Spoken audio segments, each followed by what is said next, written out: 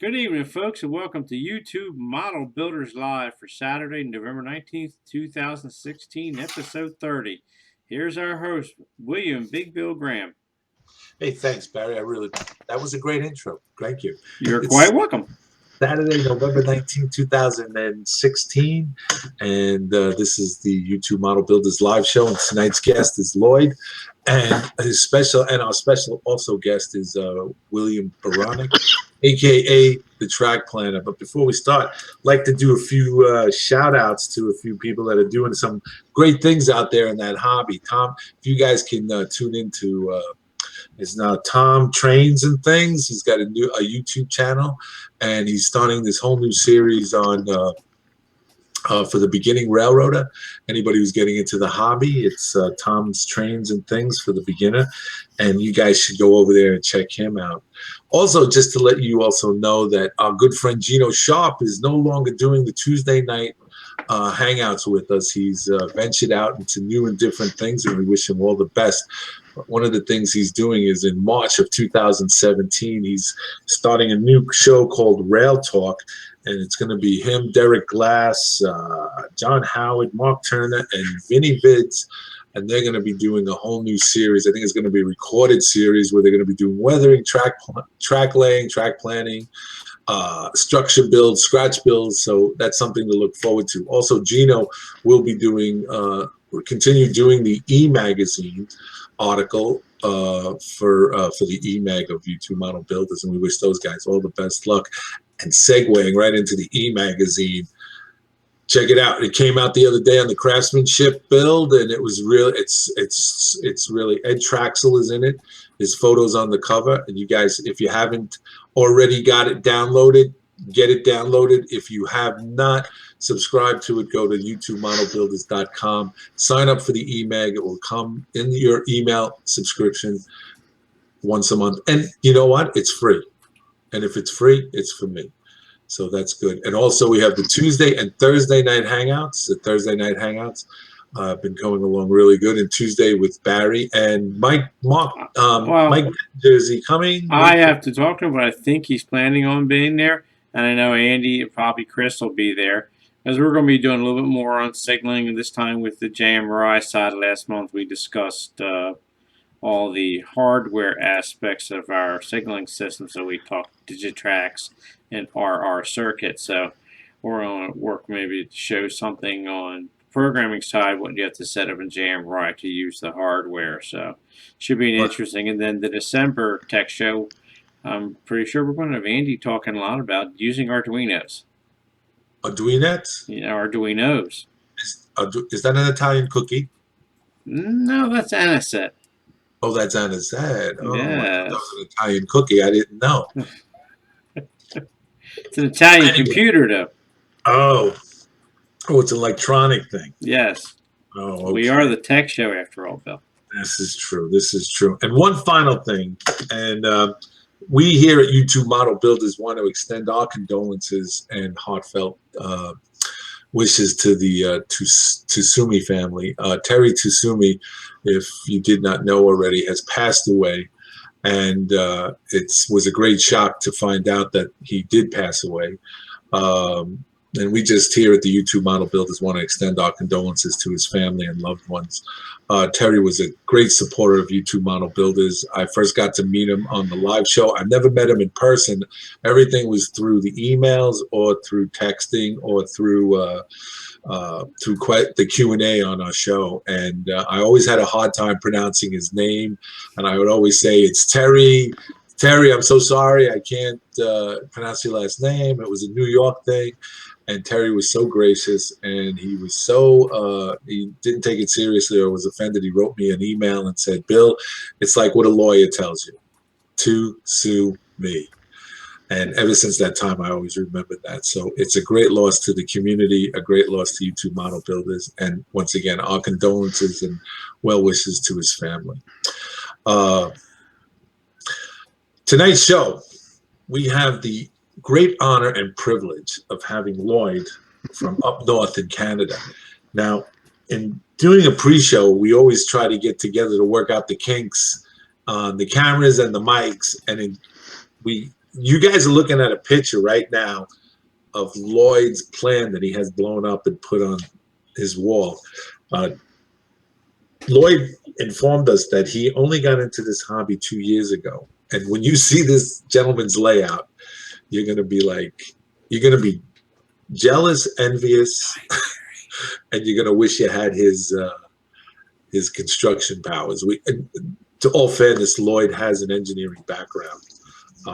So what looks hard for the rest of us peons, for that superhero up there in Canada, is real easy.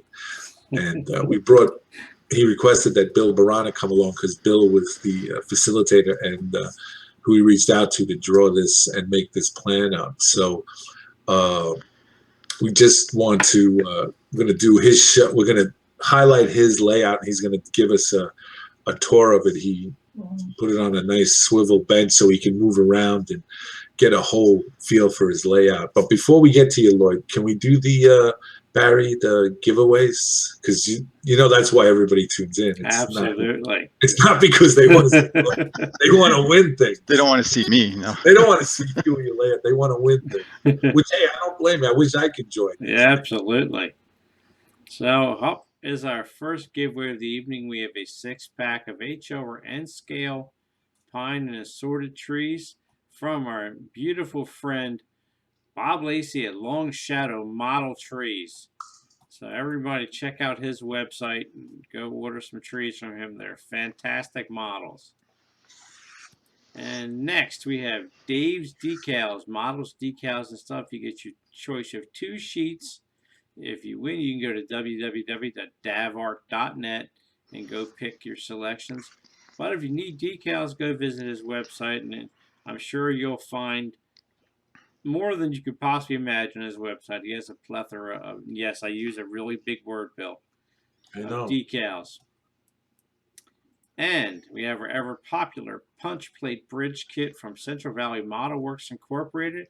It's the 150-foot HO or N scale punch plate bridge kit, and you can go check it out at www.cvmw.com. That's always our most popular giveaway. And then, as always, we have Highways and Byways road striping kit from our good friend John Howard. Get a package of vinyl stripes for your model railroad. As the picture shows there, you can see the stripes over on one of Gino's many model railroads. I don't know what the name is today, but it may change tomorrow. So, yeah.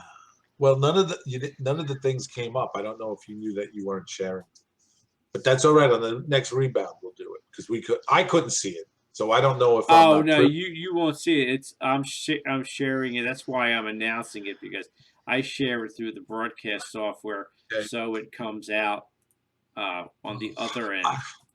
I liked it better when you did it with strings and tin cans. It worked a lot easier, Bill. You're right.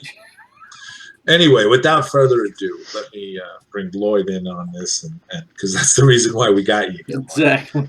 And we took Lloyd away from the hockey game, so he was a little annoyed. But Lloyd, welcome to the show.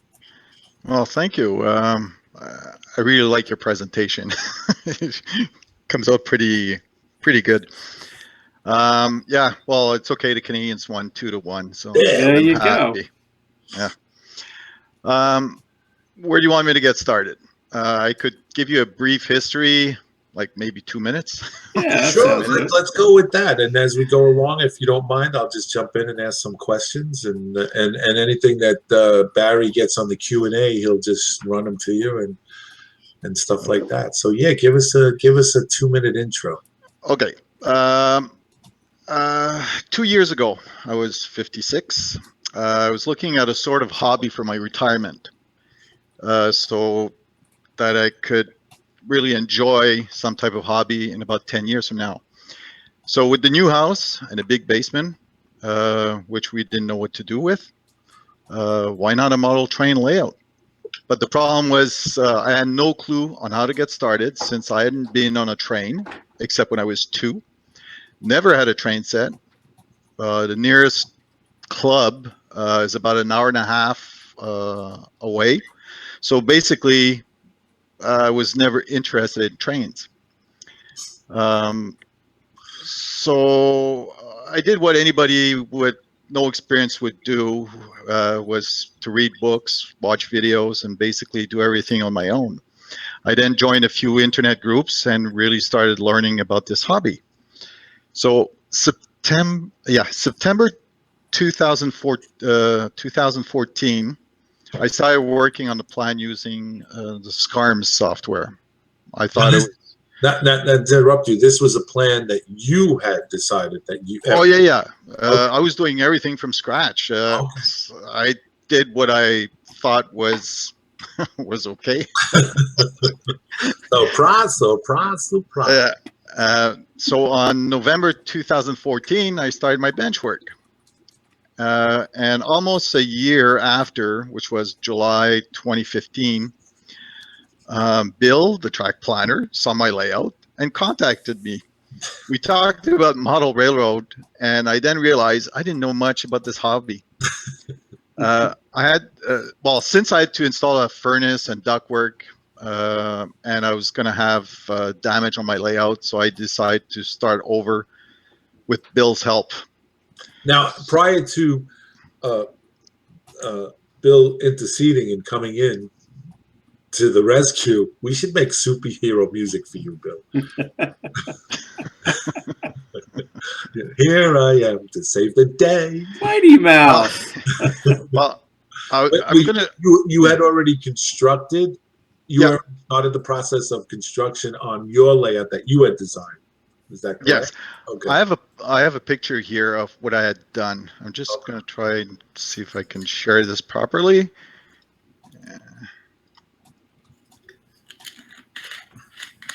There we go. Okay, this was my first try. I remember this. Oh yeah. No, I don't remember this. I remember because I remember the paneling. Well, you see the top line, I was going to have a passenger train just go round and round and come back, and basically just running around at the top. Right. And the bottom part was going to be all freight. Right. So this was going to be a boxcar area. This was my container area. Right. And that's where I was at. And that's when Bill made me realize that, first of all, I have no staging. I have no yard. And the way it was set up, it was just to see a train go round and round and round. And that's not what I wanted, but I didn't know. So how would you have reached? You'd have to get one of those grocery grabbers. The main problem here was that I thought that I could reach 3 feet on one side and 3 feet from the other side, so making it 6 feet wide. Okay. So I forgot that this part was going to be high, so there was no way to do the scenery on this side. So I had to do bits and pieces of my scenery somewhere else and then put everything together. And then I realized that where I was going to have my little village, well, I couldn't reach in the back. Oh. So so the furnace was a good thing. Furnace was that made the decision very easy to tear it down. Right. So July or August, I started tearing everything down. As you can see, I did manage to save about 80% of the stuff. And then it was clean and I was ready to go. I took down the brick wall. I took down the fireplace. Well, that was also for insurance purposes. So I was ready for Bill's track plan. Okay, and at this point, this is where Bill stepped in. And what made you decide that this was 911 here? You talking to me? Yes, sir. Well, to be honest with you, I didn't know if he had the ability to do what I figured I could design, but I loved the room he had. And he was, if I remember right, I think, Lloyd, our first conversation we had, you were a pretty frustrated individual. And I was? Yeah, well, I think you weren't happy with what you were doing and everything. So I volunteered to try to help him, and you guys need to understand he's doing an incredible job. Yeah, we're gonna see that right now. You're going to see that here. It's amazing. It really is. Yeah. So Yeah. go ahead, Lloyd. I'm sorry. Okay, so I'm going to show you, before I show you the layout that Bill designed, I was going through all my pictures today, and I noticed that today, November 19th, was the day I started last year. So today, it's exactly a year since I started putting my first piece of wood against the wall. Happy birthday to Yes, the sir. layout. Yeah. And what is the name of the layout? Okay. Well, I just want to. Go ahead. I'm sorry. Hold on.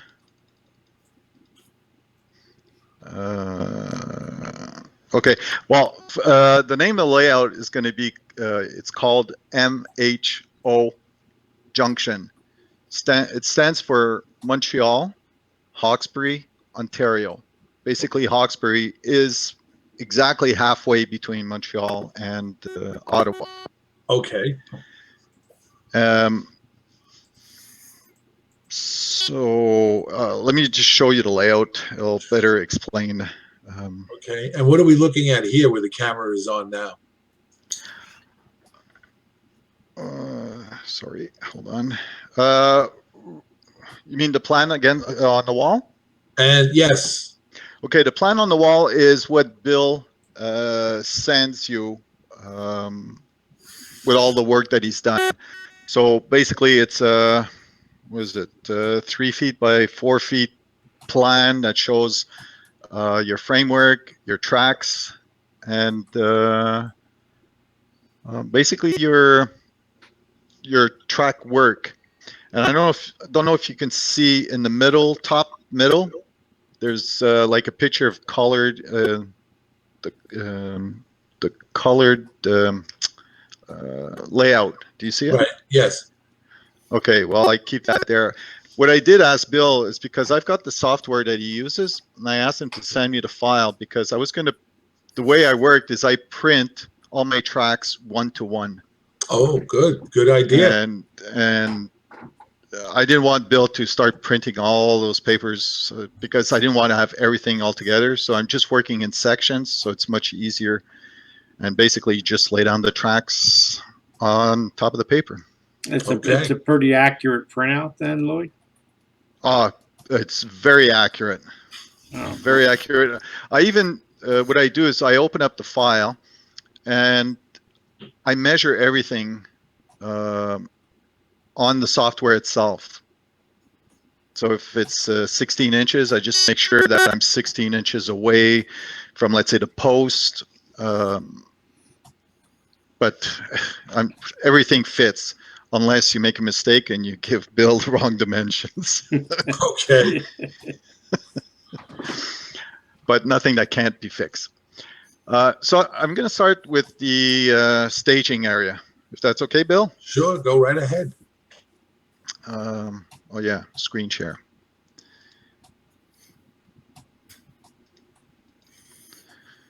You see? Yep. Okay.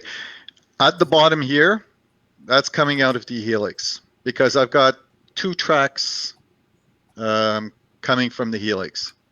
I got one coming from Ottawa and the other one coming from Montreal, which I'll show you a little bit later. But that's my staging area. It has a capacity of about, I think it's 150 cars or 160 cars. It's a big staging area. I'll let Bill explain more about it. I love that layout. That's what I'm building. So, Bill? Well, it is a big layout. The problem is he didn't have room. Ideally, I would have liked to have designed 2 separate staging yards. Excuse me, one at each end of the main line, but because of the room and everything, we weren't able to do it. So this staging yard serves both ends of it. The reverse loop that's in there was put in so that Lloyd doesn't have to touch the cars when we eventually get, and he eventually gets to operating this layout. trains will come out of there. They'll be heading to what would be the south, as you're looking at the picture there. When trains come back into this staging after they've been out on the main part of the layout, Lloyd will run them through that reverse loop, and they'll automatically restage themselves. Lloyd and I plan on eventually, maybe in another year or so, doing an operations on this layout, how this layout would operate prototypically. Probably it'll take 2 or 3 shows to do it, but we'll really get into that. The important thing of this staging is Lloyd doesn't have to touch the cars. They'll automatically the trains will restage themselves. The idea for the double reverse loop in there was simply that we had room for it, and it just added with that's a pretty big reverse loop. That can hold at least 1 to 2 more trains in there. So Lloyd I think we can hold about 8 to 10 trains on this staging, which is just about right for the size layout he's got. Yeah. Okay, so now we'll go to the main layout. Is that okay? There you go. Okay. So where do we start? Let me first. I started where it comes up the helix, Lloyd, because that would be the smartest thing. Okay. Well. Okay. So I've got the helix here in the corner. There's one line, which is going to be going towards Montreal. Montreal is going to be in the staging area. So coming from here and going down, it's going to go to Montreal. And this line here is going towards Ottawa, and it's going down. So the staging area is going to represent Montreal and Ottawa. So we'll just let the imagination run under. So I'm just going to show you this town is called Hawkesbury. And there's going to be a small village here, which is called St. Eugene, which is where I live. And everything fits perfectly. There's a little town, let's say here, that's called Chute-à-Blondeau, and you'll see there's going to be there's falls here. So everything falls in line. I'd say the towns are prototypical, but the tracks are not, because there is not much traffic in that area. If I can, I don't know if it's going to be blurry. Yeah, it is blurry. I'll just go over some industries then. So coming from Hawkesbury, this is a train station. This is going to be, one thing that I wanted was to have a passenger train. So that's why you see that there's a double track all around. One of the things I told Bill is I would like to see a passenger train run nonstop. Here in Canada, a passenger train has priority over freight. As opposed in the United States. As opposed, yeah. So I thought at first that, okay, I'll have a passenger train run around, and the operations will be based around that passenger train. But like Bill explained, it's not exactly how it works. But keeping that idea in mind, I'm going to try to run something like that. So yeah, so we've got the passenger train station here. And what I want to do is once a month have a vintage train with a steam engine, which are going to be located in this barn. It's going to be a huge barn. Yeah.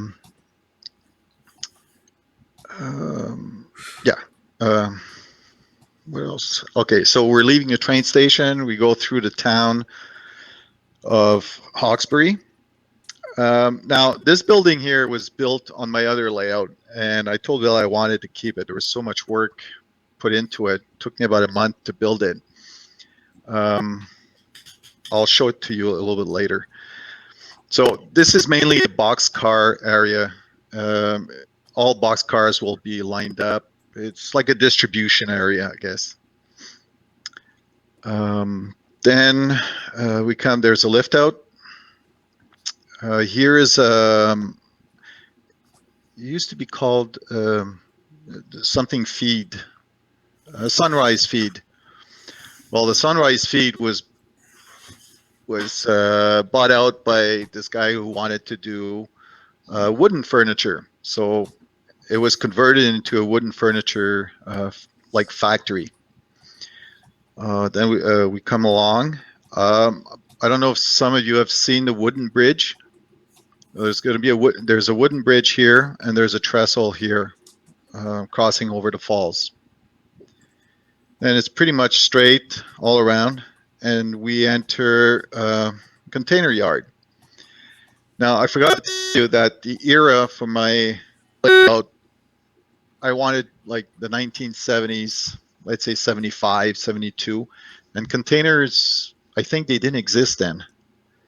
But it was kind of too late. I had bought so many things to do with containers. I said, you know what? You can go with literary license. Yeah, I invented the containers, so that's why nobody knows about it yet. You know? There you go. See? There you go. And see, here's my thinking, Lloyd. If anybody comes down and says, hey, you know, the containers weren't around in that day, say, you know what? I think your car lights are on. Maybe you should go up and... Yeah. Yeah, it takes a guy from Brooklyn to do that. So. Then we enter the town of St. Eugene. St. Eugene. St. Eugene. Now is that where you live? Yeah, that's where I live, Ontario, St. Eugene. And yeah, I'll explain something later. Then we come to a flour mill. Okay. Well, I forgot to tell you, my brother works in wood furniture, so he's got his name on his here. Nice. My sister is a pastry chef, so she's got her name on the flour mill. Nice, very good, very good. Yeah. Then we come along and we hit the cement factory. Propane. And the cement factory, what's good is that it's called Ciment Quebec. I don't know if you've seen the new cars that came out not too long ago. I think it was a second run, and it says Ciment Quebec on the cars. So it fits perfectly because all this from, let's say, from the yard, all around, all over here, up to here is Ontario. Okay. And then once we hit here, we enter Quebec. And you see St. Eugene, the town I live in, we're about 1 kilometer away from Quebec. So it comes out pretty good. So now we enter Quebec. We've got Ciment Quebec. Then we've got a propane industry, which is, it says Canada Propane, I think. There was also, there's also cars with it, with the name Canada Propane. Yeah, I'll show you later. I think it's Canada Propane. And then we enter my refinery. Some of you must have seen it. There's a lot of work into it. And it's Petro-Canada. What else? Then we come around and we've got the Vulcan, what is it, Vulcan Steel? I think it was Vulcan Manufacturing, isn't there, something like that? Yeah, Vulcan Manufacturer. So that's the area here. Then we've got the mining company, which is here. Then we enter a tunnel, come back out, and then we've got a paper mill. We've got a co-op. It's probably going to be under my daughter's name. She loves the farming stuff. Well, not farming stuff, but mainly animals. So I said, okay, I'll put your name on it. And then this part has been changed here. Now it's going to be a gorge with 2 trestle bridge. I love the pictures and the videos that people have done of trestles, like long curved trestles. So that's the only place I was able to put it. And then we come around. I definitely need my glasses because I can't read. Now you're showing your age. Yeah. Well, that's the garage. So, I think it's a machine shop or car oh, the shop. machine shop. That's it. Thanks, Right. Bill. So that's a machine shop. But before going back to the yard, there's a split here that goes along the wall, and it's a 2% grade. It goes up and up and up and up. And what you see in red here, that line, or basically that triangle here, my goal is to build a brewery, and that brewery will measure about 12, I think it's 12 feet by 9 feet. Wow. I'll show you a picture after. And then, of course, we've got the yard, the turntable. That's about it. And of course, but this wall did not exist, so I've built a wall, and there's going to be a big desk. That's going to be for a dispatcher, and that's my workbench. And as you can see, there's a track going into my workbench, so I could do some weathering, change couplers, change wheels, basically do whatever has to be done. And it's going to be part of the operation where I'll probably have to park 5 cars in there. So that's an extra operation to do. And that's about it. Now, So, Floyd, let me ask you a question here. In doing, you said earlier that this was 2 years ago. You got the, you were planning on doing a layout, and you came up with this idea for a retirement, plan. So you'd have a hobby, and you said, in that statement that you never got involved in trains, you never had trains as a kid. Now you have this layout, so in turn, you did not have any rolling stock. Am I correct? no, I had nothing. So you've in the last 2 years, you've gone absolutely crazy, went out and bought a lot of stuff, I would assume, other than the building material, lumber, screws, glue, and all that stuff. You've been accumulating rolling stock, because in your statement, you said, as I'm picturing the staging yard, it can hold 150 cars. That's just the staging. That's not counting the yard. That's just I didn't even get onto the other part. So Well, you're to be honest, no, don't be honest. Blow sunshine up okay, my skirt. no, but to be honest, for the last, let's say, 2 years, every cars or locomotives I bought, most of them have all been on sale. Okay, great. I'm just Smart amazed. man. I always, like, let's say, I'd say once a week I would go and see what was on sale. I'm down to probably once every month or two, because I think I've got, the last count was 28 locomotives and about 225 cars. That's a start. And the one thing I forgot to say, I presume you've seen my yard, the cars that are there, it's all CP rail. Yes, I saw that big CP fan. But since I was also doing a bit of Ontario, I went a little bit out and bought some Ontario stuff. There you go. What is it called? It's called Ontario Northland. Here's a quick question for you, Lloyd. From C&L lines, are you using hills as your dividers, or like in your 2 peninsulas there, are they just backdrop dividers? They're backdrop. Everything is backdrop. The entire layout is backdrop. Okay. Except for the part of this part of the yard. There's going to be no backdrop because you want to see the brewery, which is going to be on top here. Okay. But starting, like, all around, there's a backdrop, there's a valance.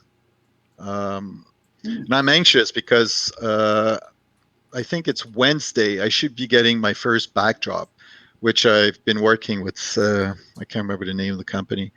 I've sent him different pictures. I've sent him Trackside scenery. my trackside scenery. I showed him what was the distance between the next scenery. So So I'm supposed to be getting like 210 inches of backdrop. So that's one of the reasons why most of my stuff that I'll be showing you later can be removed, so I can install my backdrop and then install the buildings. And like Bill told me, I'll be running the trains before I start really working on the scenery. Can I jump in for a second, Lloyd? So we'll make something clear here. The peninsula you see that looks like it's got a teardrop there. The reason that's left open, and I get this constantly from clients, they think that's a waste of space because you got that open area there. The point being that peninsula, that kind of a oval-shaped peninsula there, was too wide to just run a divider down the middle. Lloyd couldn't have reached in to do scenery. And one of the things we wanted to do on this layout, and I told him he'll appreciate it as he builds it, I think his longest reach anywhere on this layout might be 36 inches, and that's going to be up around where the mine is on the long peninsula. Everything else is going to be less than probably 24-inch reach. Mm. But that looks like a waste of space, but it really isn't, folks. But that eye drop fits perfectly because my layout is divided into 4 districts.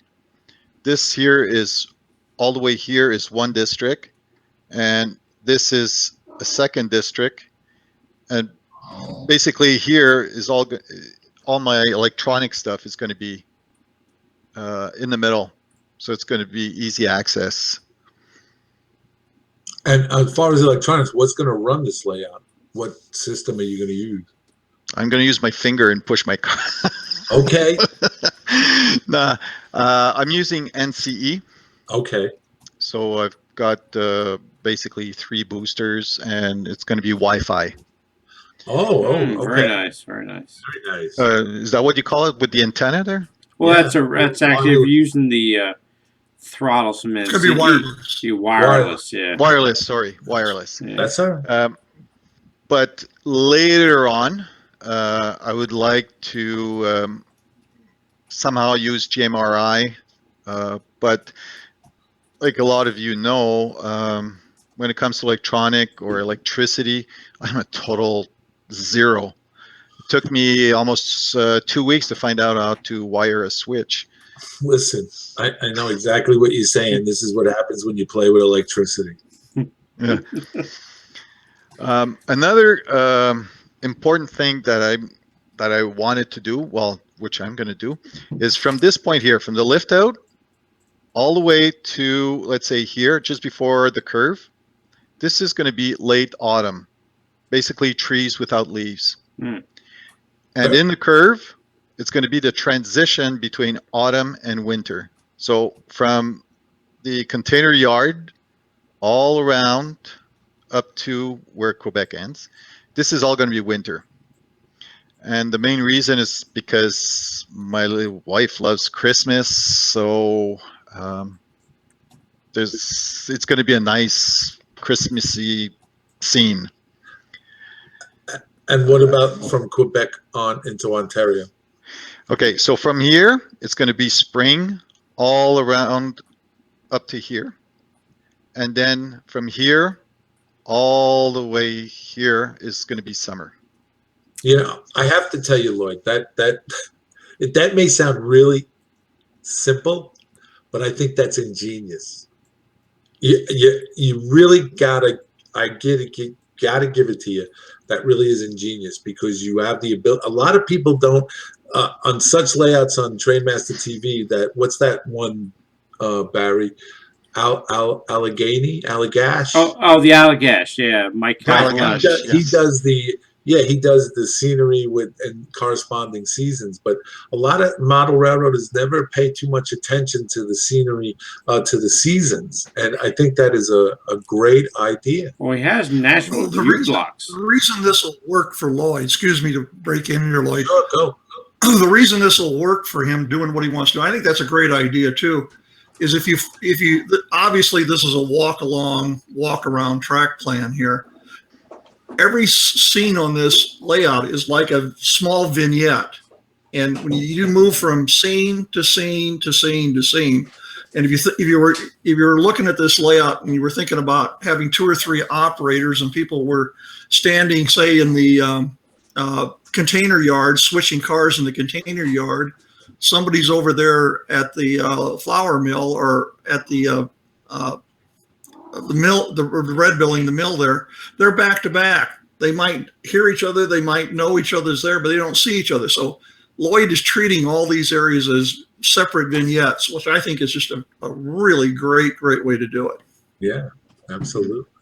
Before we move forward, let us go, Barry, to our sponsors. Absolutely. I'm Giveaways, if we could. all righty. And if Lloyd, if you want to continue with this on the diagram here, or if you want to get ready to show us. Yeah, I'm going to move my little table All right. to start the layout. Yeah. Okay, good. So in the meantime, we'll start with our. So, take it away. So our first giveaway tonight is a 6-pack of HO or N-scale pine and assorted trees from our good friend Bob Lacey at Long Shadow Model Trees. www.longshadowmodeltrees.com. He has some great products there, and whoever wins these is going to be a lucky person. Has some beautiful trees from the layout. So go check out his website, folks. You'll enjoy all of his products. And our second giveaway tonight is from Dave's Decals, Models, Decals, and stuff.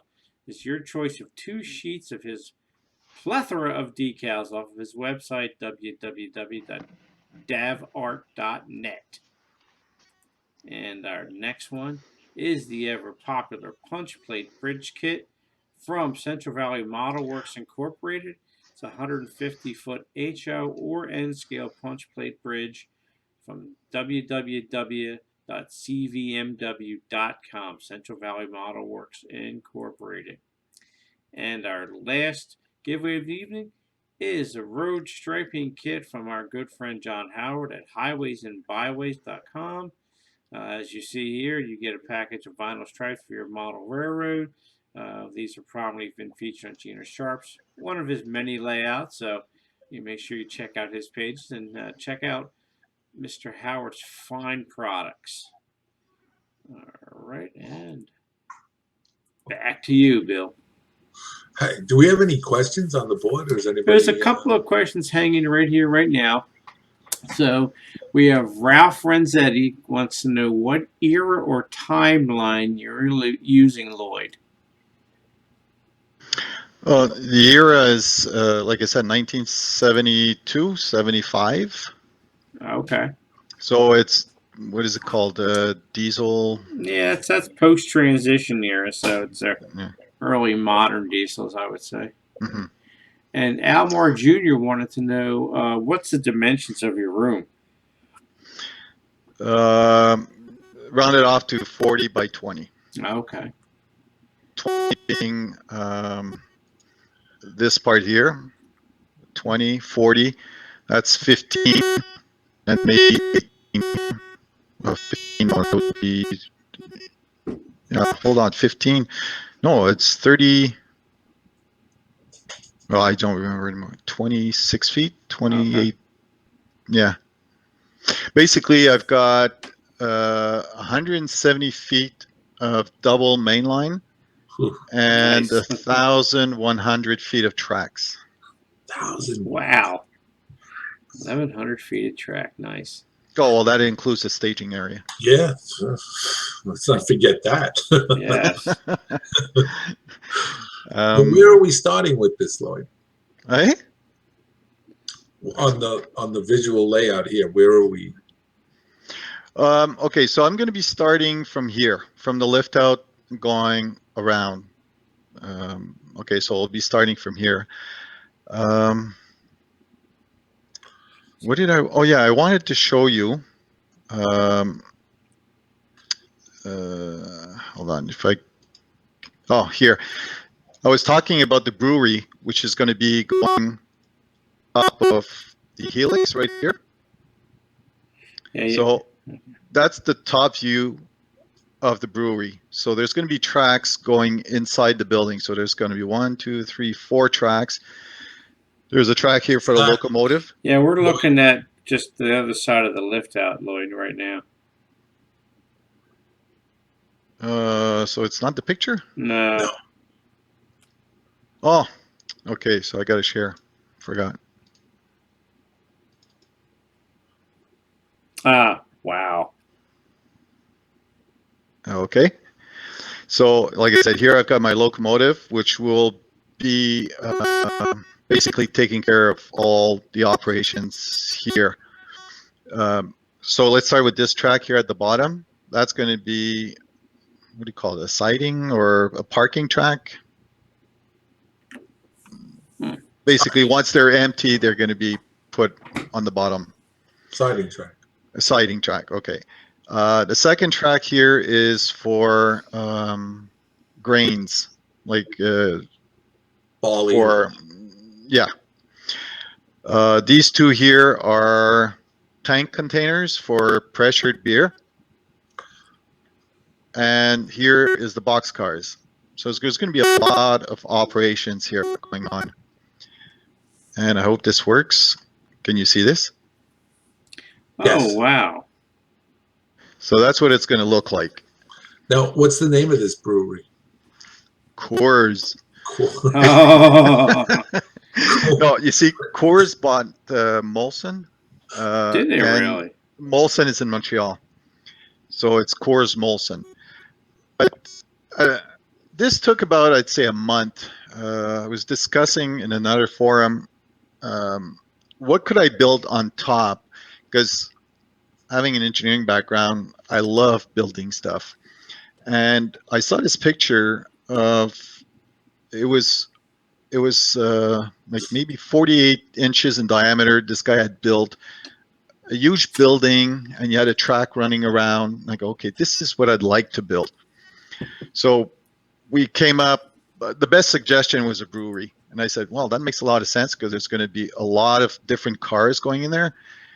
And if I remember one of Bill's operation videos that he did, this would take, I don't know, probably an hour just to move all the cars around. So that's going to be just this one operator is going to have enough fun doing all this. Oh, the structures are going to be, are they going to be kit bash kits that you're going to put together, or are you going to scratch build those structures? I'm going to scratch build them. Okay. That's Everything's going to be big. scratch built. There might be some stuff that like this is supposed to be a conveyor. This is another conveyor. I'll probably buy the kits, the conveyor kits. But yeah, it's going to be all kit bash. Okay. Yeah. I just wanted to show you. Sorry if I'm going fast. Oh, here we go. This was my last. Whoops. Can you see the picture? Yeah, yeah. Yeah. Okay, this was a building I did from scratch. Oh, very nice. That's my boxcar distribution center. Here.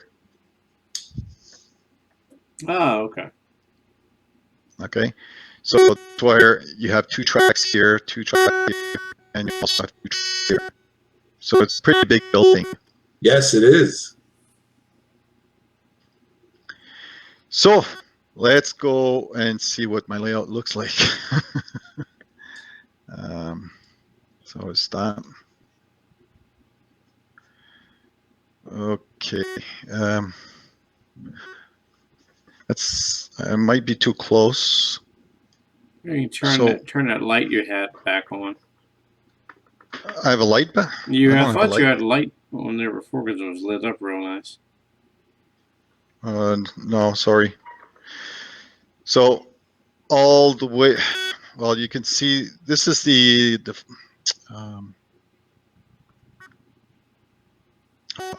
no. Well, that's the wood factory. He's got wood furniture. Right. Okay, here's the lift out. You don't see my. No, we don't see your mouse there now. But that's on the lift out's on the right there. Yeah, the lift out is completely on the right. Ah, there over you there. go. over there. And then here, you can't see very good, but at the bottom here is a lake, which I intend to put a little boat. So, and then, sorry, I got to turn this around. Ugh. A bit too close. Okay, this is my covered bridge. Oh, nice. By the way, I did a video on how I built it, which you can see on my YouTube page. Okay. What's the name of your YouTube channel? HawkesHOLayout. HAWKES? HAWKES. Nice. I tell you, I'm smarter than the average bear. When Bill sent the plan, if I'm not wrong on the plan, they were the same level, and I just played with it, so I made it a different level. I want the passenger train to be at the top. I don't know, because it's an old covered bridge, so it looks nice when the passenger train. Yeah, and by the way, that passenger train is a sightseeing passenger train. Okay. Right. The type of train that would go to the Grand Canyon, or like it's a 2-hour tour. Right. Okay, so that's what it is. So that's why I'm saying, like, once a month I'll have the steam locomotive with the vintage cars. So Lloyd, it's didn't not. you find that building over there is kind of like a museum and excursion train shed area? Yeah. I think that's what basically what people in the United States would call an excursion train is what they would call them. Oh, okay. Okay. So we continue, and the rest is pretty much straight until we reach the corner over there. You have to pick the, yeah, there you go. Okay, I'm gonna have to move Go ahead. that little. No, because then we got to go to St. Eugene. So hold on, let me just move because this is I built that desk, and I've got my desktop computer on it. It's not a laptop. Okay, hold on.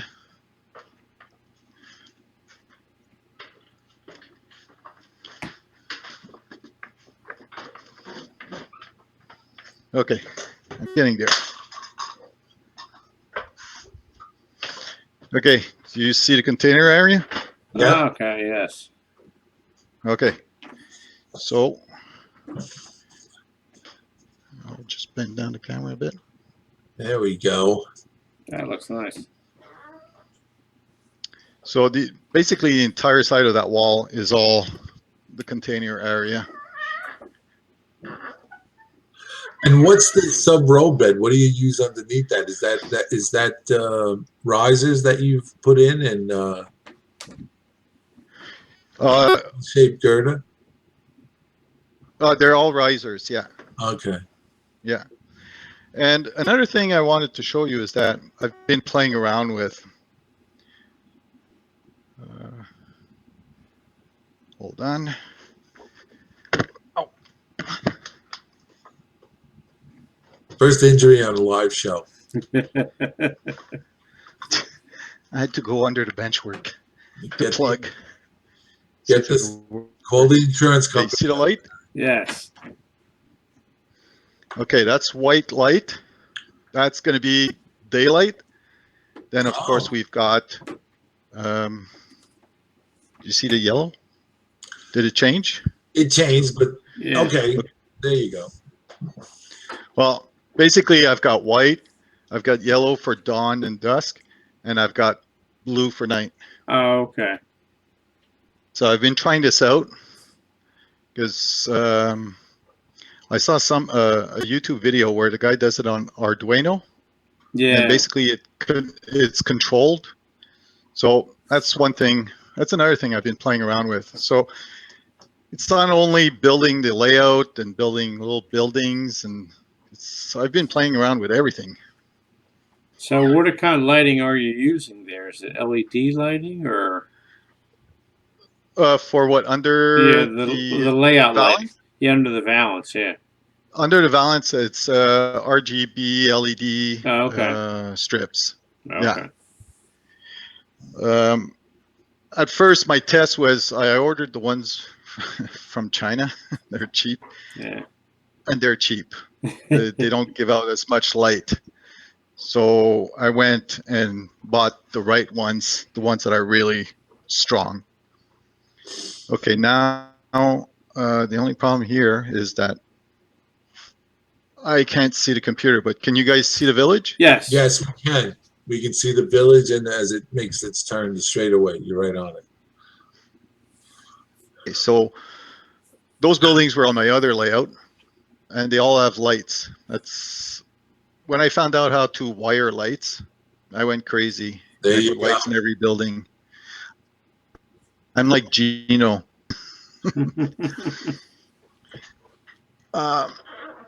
And then we come to, you see the flour mill? Yep. Okay, that's my flour mill. And that's the one that's named after your wife? No, that's my sister Ann's flour mill. Right. And I've got the lights and everything.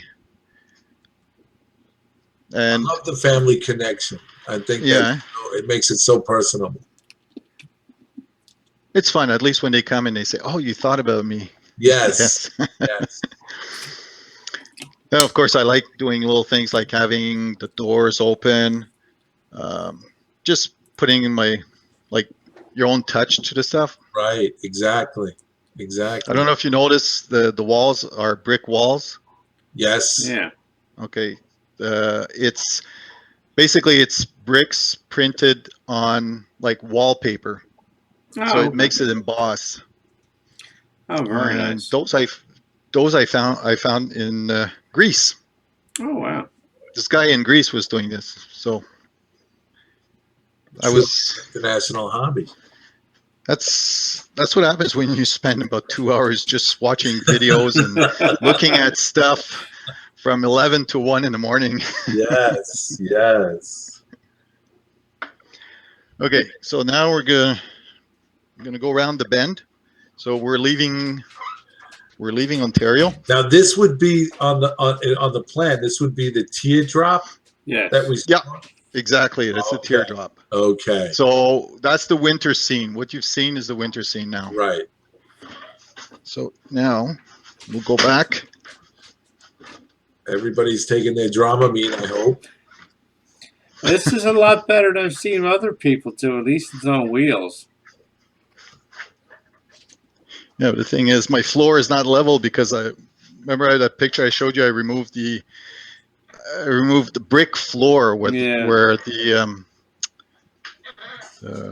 fireplace was. Right. Yeah, yeah. So this is my. Oh, where am I now? Hold on.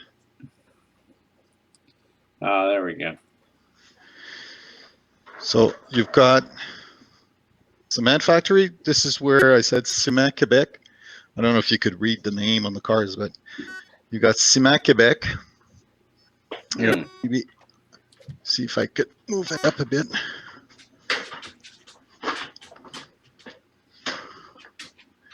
Oh, here. Oh, you see it better. That looks nice, yeah. I love kit bashing. I- That's cement. That's cement factory. Yeah. That's 1, 2, 3, 4, 5 kits. Hey, Lloyd, your headset's causing a little bit of feedback. Yeah, when you talk, yeah, sometimes it goes all Chewbacca on you. Okay, is it better? Yeah, that sounds better now, yeah. Okay, I'll try not to move too much. Yeah, so it's 6 kits. Wow. The middle part where it comes down underneath what's that underneath there? Underneath the grain conveyor belt that looks like an old going to your left. This way? Yeah. Yes, right there. You're pointing right at it. This? Nope. That? Nope. One more Where over the truck's coming in out. garage. That? Where the Yes. trucks. Yes. That's the what do you call it? You find that building in the yard, The tower. Oh, the okay. tower. So I cut half the tower and I used beams from another kit, and the silo on the top comes from another kit. Hmm. The conveyor, yeah, that's a kit. The loading dock is from one of those long buildings you put against a wall. Yeah. Okay. Cut it in half. Very good idea. Absolutely. It looks I like way to use better that than the mesh. usual Walther's model, you know? That tower is the old that's the old standby Atlas tower. Yeah, I think you're right. Yeah, that's a great way to do that. What an ingenious thing to do. That's the part I like the most. I mean, Yeah, no, I could see. then we go to the propane area, and it's called liquid air. Oh, Canadian liquid air. I was close. Hmm. So it's got, I took the logos off the cars, and I remember contacting Gino to find out how to do decals, and it came out pretty easy. So I was able to put them on the propane tanks. Nice. And of course, the refinery is my baby. Petro Wow. Canada. That's fantastic looking, Lloyd. How did you get that Canadian the leaf on there? The Petro Canada, Yeah. I took it from a Google image. Nice. Then I printed it on decal paper, and that's it. Very nice. Absolutely. Now, And it's got lights. Did you scratch build that refinery, Lloyd? Again, that's 1, 2, 3, 4, 5. That's 6 kits. Of course, you got the burners. That's 1. The big tank is 2. The 3 other tanks is another one. That's 3. Then you've got the piping, which is, there's 2 different sets of piping. So that's 4 or 5. And you've got the other one that crosses the train tracks. That's 6. Very nice. The hard part was connecting all the pipes so everything would fit normally or logically. Logically. Yeah, I know what you mean. I know exactly what you mean. And right now, everything is, like the burns, I did myself. Right. Just took a piece of wood and cut it 45 degrees, and I put masking tape, because when you look at it, it seems like there's it's draped with some type of like, I don't know, tissue in real life. Right. So it looks like that's what it is. So very well done. And for a guy who only got into this hobby 2 years ago, man. Look at you. well, like I said, there's a lot of stuff on the internet, pictures, videos, and Well, you know, I got to tell you, Lloyd, I think there's a little bit more going on here than that. I think there's a passion. You can see it. Would you agree with that, Bill? There's a bit of a passion going on here. I was just sitting here watching him go through this, and sure, he paid me to do this track plan, obviously, but I'm getting a lot of satisfaction out of watching something that Lloyd and I designed actually come to life. Yes. Oh, yeah, I can believe that, yeah. I mean, it was a lot of work to design it, but I tell you what, when I sit here and watch this, was every minute I spent on it was well worth it. Yeah, the fruition of the work is really panning out. But I think I think there's a real passion in what you're doing. I mean, you eye for detail and stuff like that. It's just not hodgepodge together and just like say, okay, this is what I want to do. I mean, you really thought this out. I mean, from the seasons to the propane tank, the cement factory, and now Petro Canada. Very, very nice, Lloyd. Very nice. Continue, please. You have us enthralled. Thank Absolutely. you. We're getting So, some nice comments too. It's like Almar says you've done some amazing work. Wally's Weathering says, Lloyd, you got some kit bashing chops. okay, so now that's the sand factory. It came with the kit came with the asphalt. I think that's the asphalt kit. Still don't know what I'm going to do with it. If I'm going to put it in somewhere or just use it as a kit bashing for something else. But I keep everything just in case. Okay, so let's keep on moving.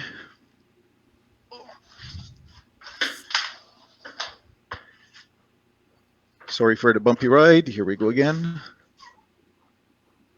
Okay, I'll just leave it like this for now.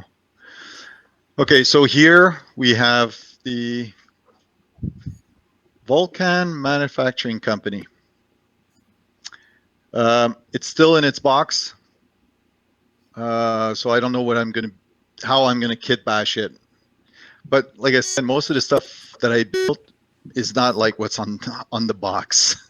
Right. Absolutely, yeah. Yeah. And over there, all the way at the end, that's going to be the mining company. What else? That's about it. So we're looking down here now, and onto the right we see the mining company.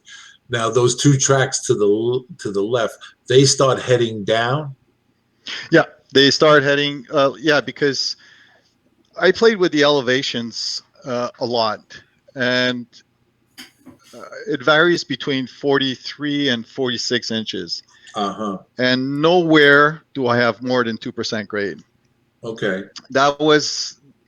I've read so much about percentage grade that I didn't want to screw anything up. So I said, okay, maximum 2%. Okay. So everywhere where there's a siding, everything is flat. Okay. But before getting to the turnout, here, maybe I could show you.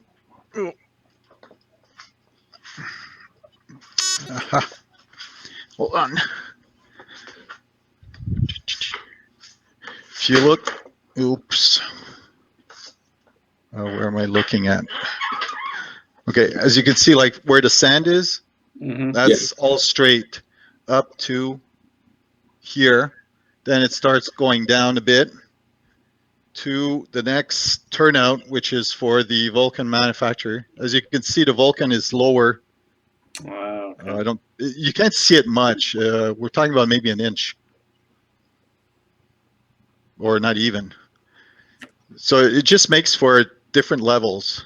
Right, and a different perspective, a viewpoint of the layout too. Yeah, that too. Yeah.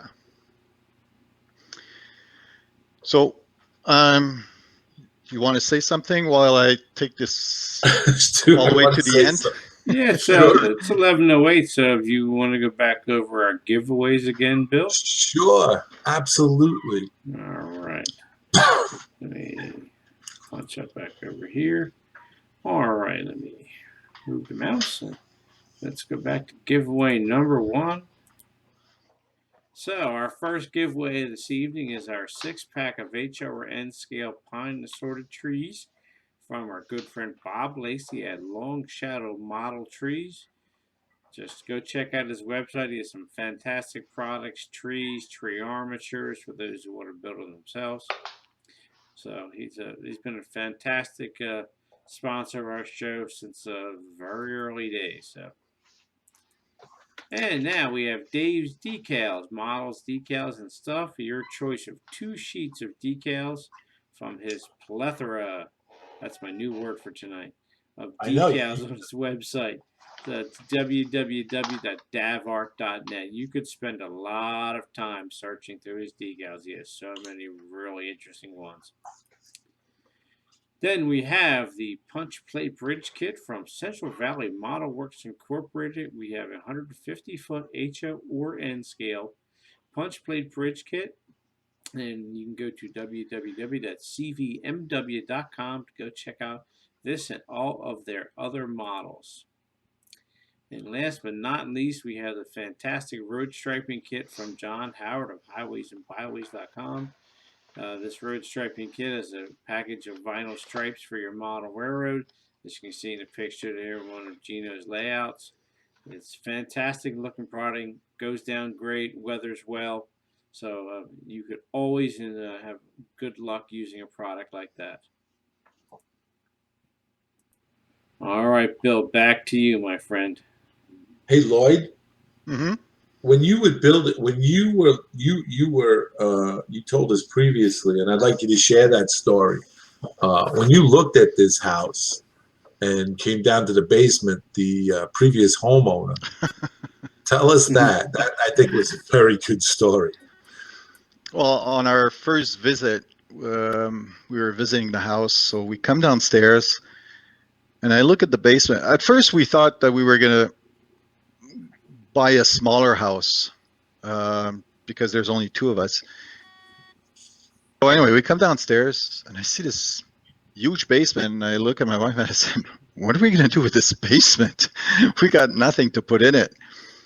And suddenly I looked at her and I said, "You know what?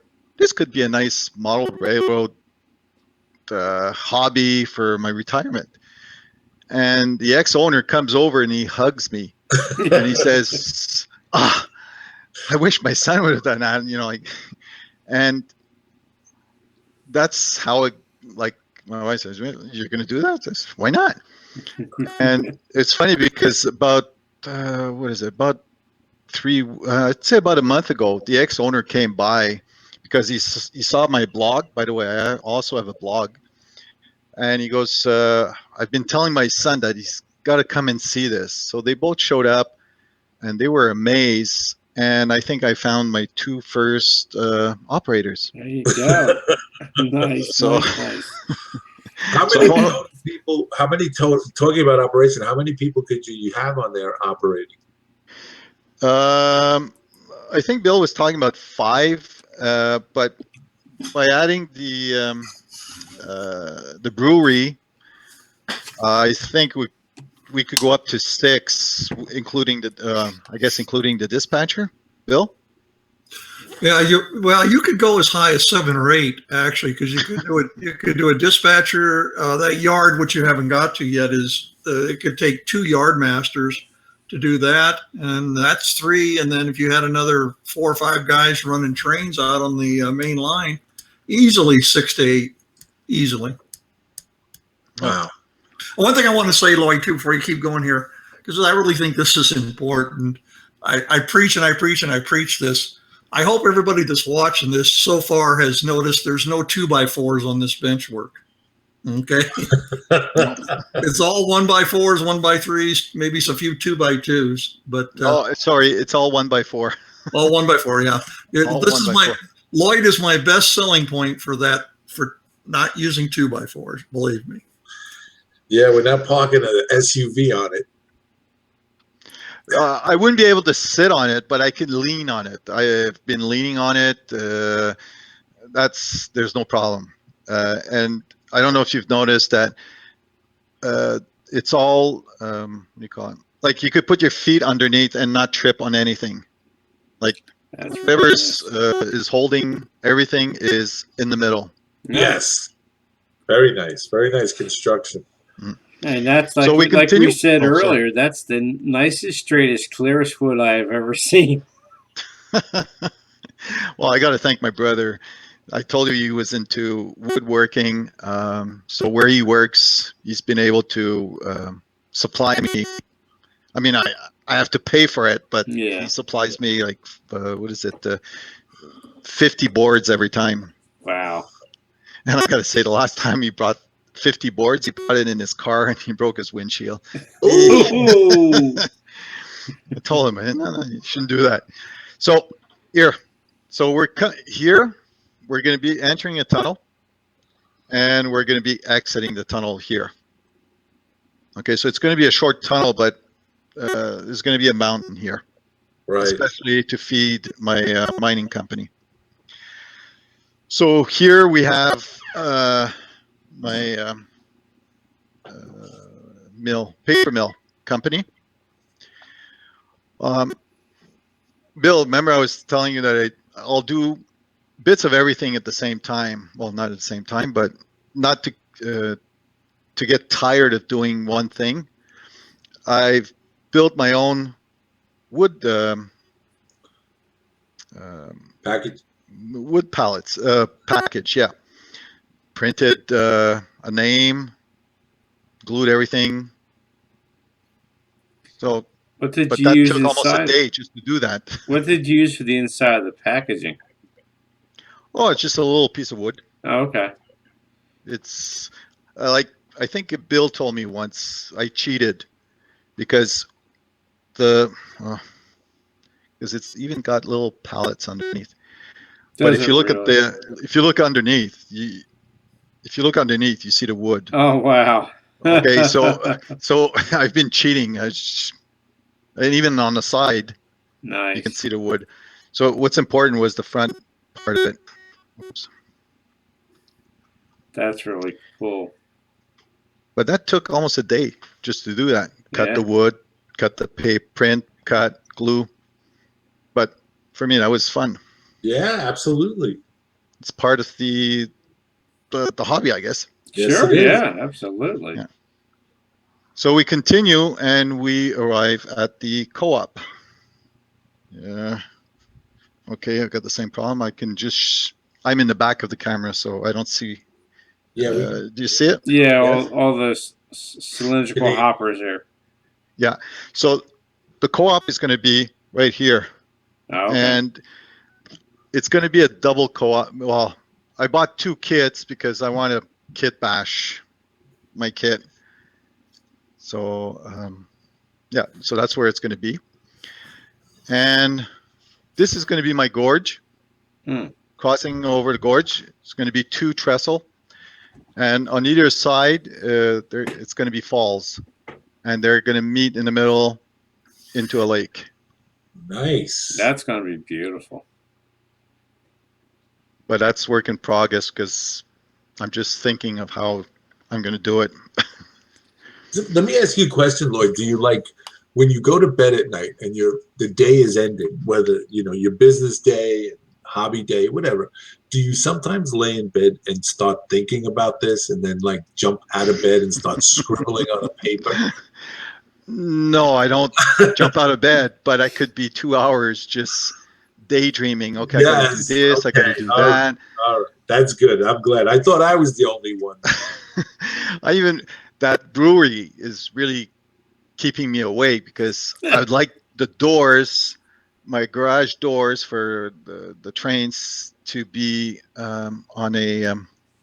be able to open by pressing a button. The doors open. Ah, I'm going, okay, how do I do that? You servo. gotta reach out to Vinny Vid. Yeah, he's done that exactly. before, yeah. Vinny did a thing on that where he built a structure for somebody who wanted a large truck thing, and the guy wanted sliding gates to go up, and Oh, Vinny yeah. did that. He actually made that to happen. You should get in touch with him. I'm sure he would be more than happy to share his secret. If I'm not wrong, that's where I got the idea. Oh, there you go. Yeah. Yeah, So- he took he spent a lot of time getting that done, so yeah, he'd be a good person to talk to. Mm-hmm. That's why I said, watching videos, and there's so much resource out there. It's just that even though you see something, you still have to ask a lot of questions. Sure, absolutely. Now, leaving the gorge, there's a why, and that why, like I said, will lead to the brewery. Now, I had fun, was it last week or 2 weeks ago, and I was working on my wall. It's a shale. I wanted something made like that would look like shale. Uh-huh. And came up pretty good. Probably the image is not good enough, but I mean, in person, it looks really good. And basically, it's ceiling tiles. That's a tried and true technique for doing that kind of rock. Mm-hmm. I just I made it more profound. Like I used a fork just to make the lines a little, like if you put the tiles one on top of the other, everything is straight. Right. Yeah. But by using the fork, I was able to, like make it curve a bit. And That's a good point. Yeah. here's the machine shop.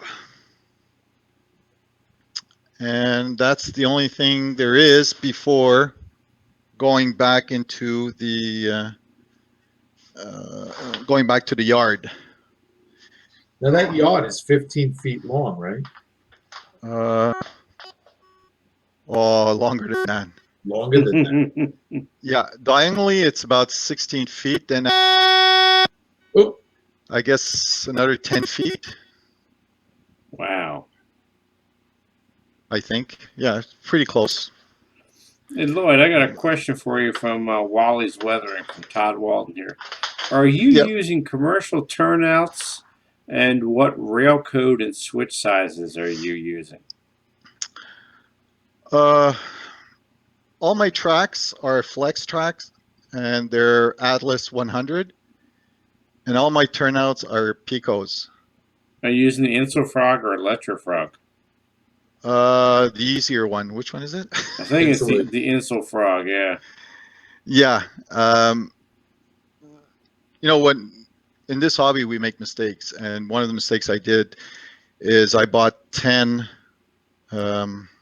turnouts that needs to be wired. Yeah. And like I told you, when it comes to electricity or electronics, I'm really terrible at it. So what I'm going to do is take time and read up on it and use them in the staging area. Well, here's a great place for you to go to, wiringfordcc.com. You can look up the type of turnout, brand of turnout, and he'll show you explicit diagrams how to wire them up and make them work right.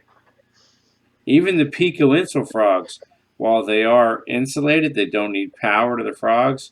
There is a minor issue with them that if you have really wide wheel treads on metal wheels or on your locomotives, like say an older locomotive, it can short at the frog point because the gap is too narrow. But there's a physical way where you can file it to open the gap up without affecting the operation of the turnout. Because I had to do that for my club's layout. All of our steamers are old brass engines, so they had big, fat, wide tires, and they would short out going through the turnouts until I fixed them. Mm-hmm. But yeah, everything I'd learned about it is all from wiringfordcc.com. I know that some people do their own tracks, their own turnouts, but that would be that would have been, I think, too much. Yes. Yeah. And to me, it sounded a bit too complicated. It's funny because all the rest for me was so easy to do, but when I was looking at people doing turnouts, I'm like, oh. And It's not. I've never done it myself, but talking to Johnny Reb from Thursday night, and he's been doing turnouts. It doesn't seem it's a bit time consuming, but again, it's the what are you doing it for mass production for a business, or is it a hobby where you're sitting down and you're doing something that's relaxing and enjoyable? To each his own, basically, what it boils down to. Mm-hmm. But I'd rather spend 2 months building a building from scratch than spending hours and hours on turnouts. So there's your niche. There's your niche right there. But I got to say, when I did have to do some soldering a year ago on my other layout, I was so bad. I had blobs of soldering on the tracks, and for me, it was like a pain to do that. But now, with all the tracks, I mean, don't get me wrong. I don't have. Oh, by the way, the tracks are not soldered, but they're wired. Every track is wired. Okay. Oh, sorry, will be wired because I've just done a few, so not many tracks have been wired yet. Okay. So let's go back to where are we going? So we've got the two main lines, and one will split and go into the turnout. So here you're going towards Montreal. So you'll be going into the helix. Oh, okay. Okay, and I hope you'll be able to see the helix. Mm-hmm. Oh, here we go. Now, what's the radius on that helix? The radius is 30 inches. It's, the inside is probably 28, because this track is coming from the other side. In other words, when you're going towards Ottawa, you're coming here, Right. and then you've got Montreal over there, and then Right. they both go down. So you could have a train coming up, train going down. Mm. Just And- so we're clear on it, Lloyd, so they know. I just looked it up on the plan. The outside one is 30 inches. The inside one is 27 and a half. So that we've got that 2.5 inch that's gap right. between them. That's right. Yeah.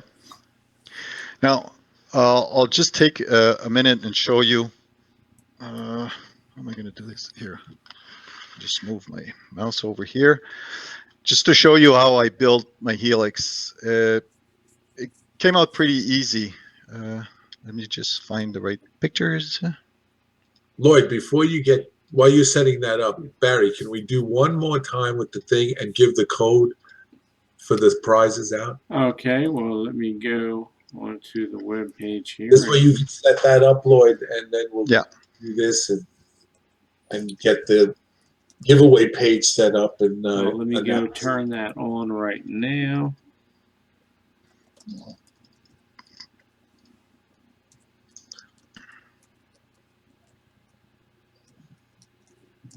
All right.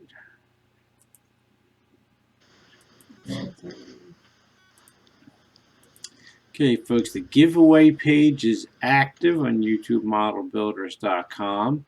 The password for the giveaway is winter, WINTER, all lowercase. And let's go back real quickly through our giveaways here. So our first giveaway of the evening is a 6-pack of HO or N-scale pine and assorted trees from Long Shadow Model Trees, our great friend, Mr. Bob Lacey. So go check out his longshadowmodeltrees.com website and see what his great products have to offer you. And our second giveaway tonight is Dave's Decals, Models, Decals, and Stuff. And you get your choice of 2 sheets of decals on Dave's, and yes, plethora of decals at www.davart.net. And then we have our grand punch plate bridge kit from Central Valley Model Works Incorporated. It's our 150-foot HO or N-scale punch plate bridge kit. And you can check out the bridge and other products at www.cvmw.com. And our final giveaway tonight is great road striping kit from highwaysandbyways.com, our good friend John Howard. You get the road striping kit with a package of vinyl stripes for your model railroad, as we've all seen here in Gino's layout. So go to highwaysandbyways.com and check out all of their great products. Alrighty, and we are back to Bill and Lloyd here. Well, I just want to tell you, Barry, I took out my Webster's dictionary. Sweet. Right. I normally read this every night before I go to bed. And plenty, what was the word? Plethora. Plethora. Platitude, plethora. And a plenty, marked by or being in abundance, plentiful, copious, producing abundantly, fruitful, productive. You are amazing, Barry. I try, my friend. I learned something. Not only did I learn from Lloyd and learn from Bill, the track planner, but now I am. Lloyd, go ahead. I'm speechless. Okay, I'm just going to share here a picture of the way I built my helix. Okay. They were done like four. There we go. Okay, it's 1/4 of a circle. Okay. So okay. what I did is I was able to cut 11 pieces out of a 4x8. You got Oh, 11 pieces out of a 4x8? Huh? You got 11 pieces of those quarter circles out of a 4x8? 4x8. Yeah, Yeah. just Half nest inch? them. Pardon? You Half nest inch them. plywood? Yeah, half. Sorry, I didn't. Yeah, it's 1/2 inch plywood, right? Yeah, it's 1/2 inch plywood. Yeah. Oh, nice. Wow. And then what I did is I built every circle separately and left one gap open.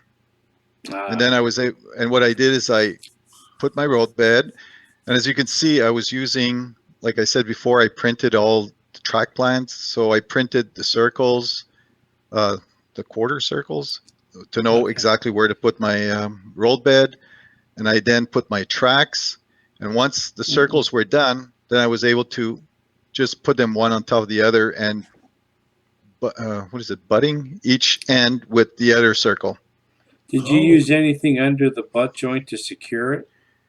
Yeah, basically it's a piece of masonite, Oh, okay. 1/4 inch masonite that's under the joints, and it's screwed in. Okay. And then everything is put on top of. We'll go back to the layout.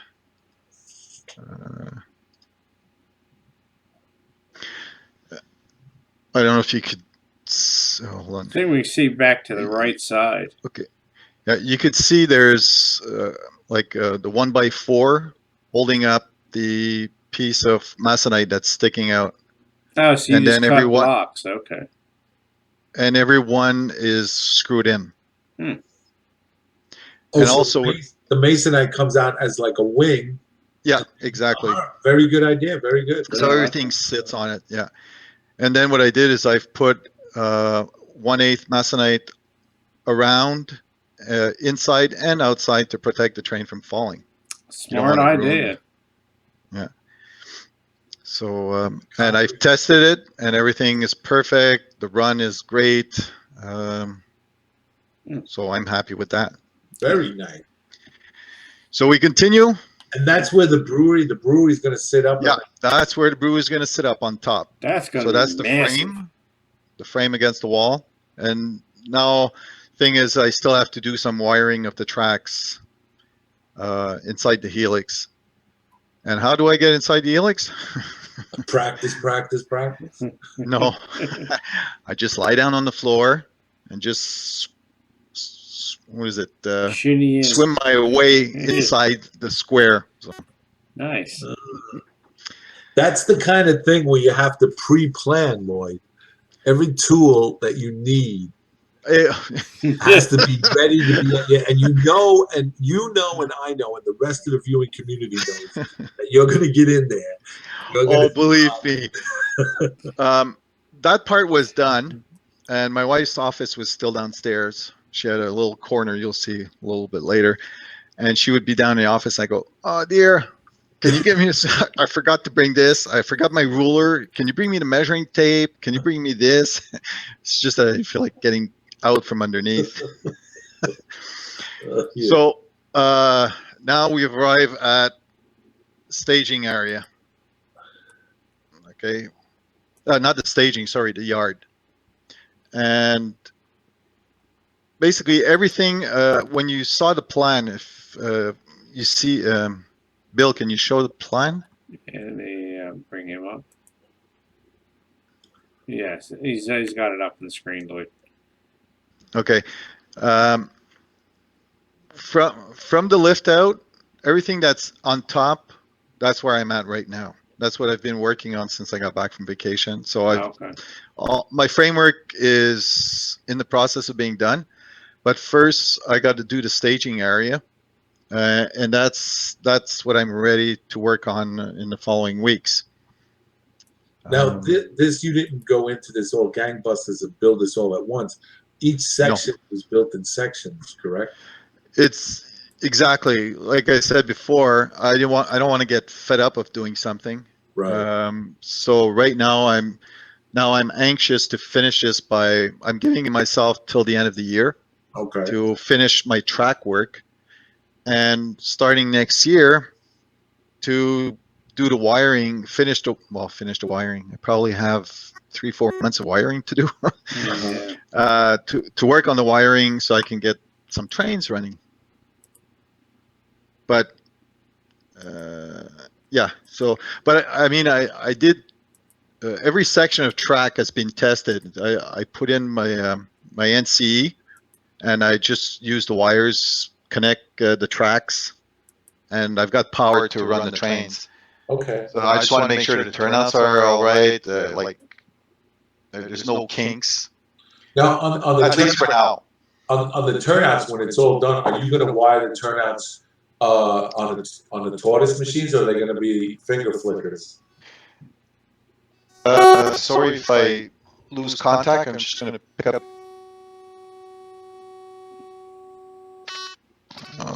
Where is it? Yeah, I have tortoise. He calculated about probably 60 to install. Wow. None of them have been installed yet. My tracks are all glued except the turnouts. The turnouts, I can remove them all. Right. So I can drill the hole, install a tortoise, make sure everything is working. Right. Good idea. So did you ever So none of my, yeah. Did you ever consider using servos instead of tortoises?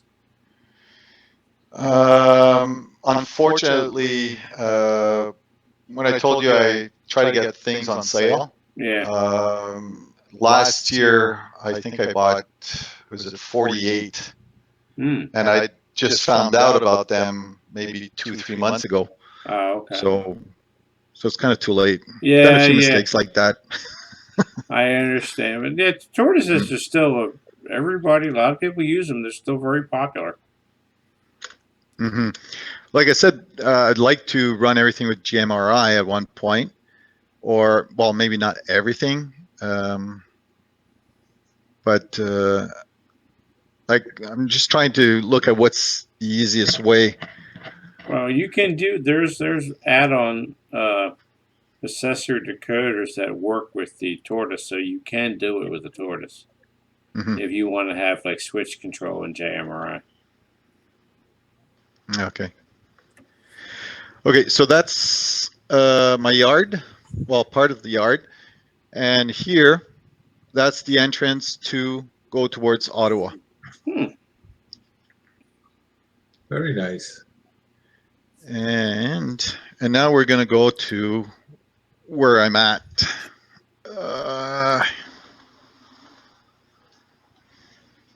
This is where I'm at.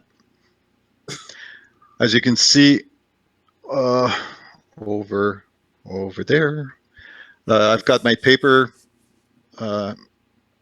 installed, so I know where to put my tracks. So I'm going to be doing the staging first.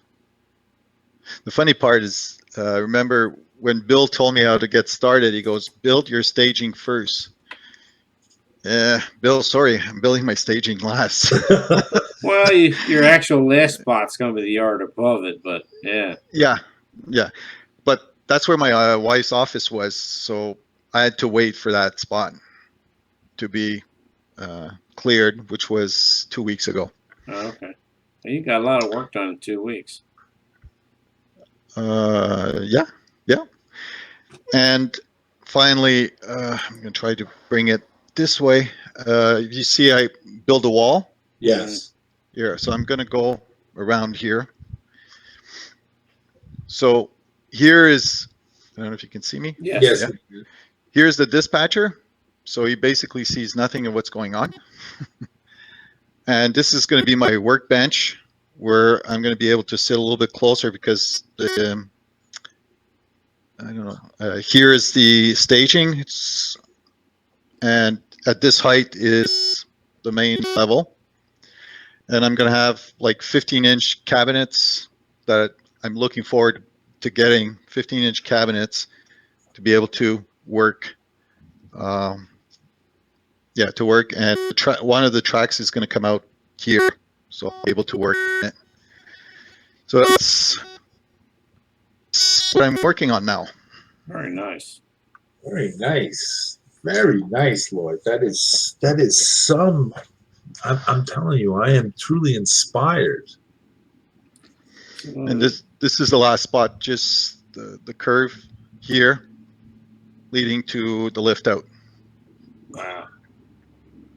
That's a rather impressive plan that Bill came up with, and it's been beautifully executed. Thank you. Do you have any questions? Yeah. Let's see if we got any more questions in the queue while we're waiting.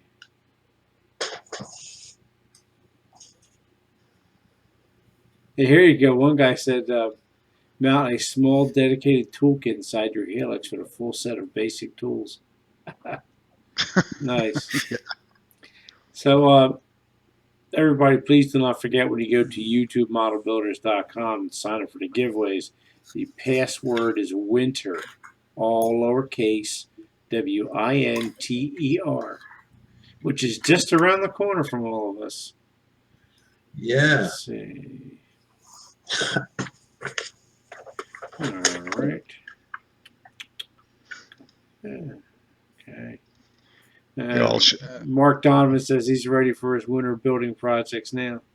So the Redneck Railroad wants to know what's Lloyd's channel name, and it's Hawks, HAWKES, Layout. And Mark Donovan would like you to come help build his layout for him. Or Yes, come Mark. down to Massachusetts. And there's our buddy Ray Bobel. It says it's just incredible.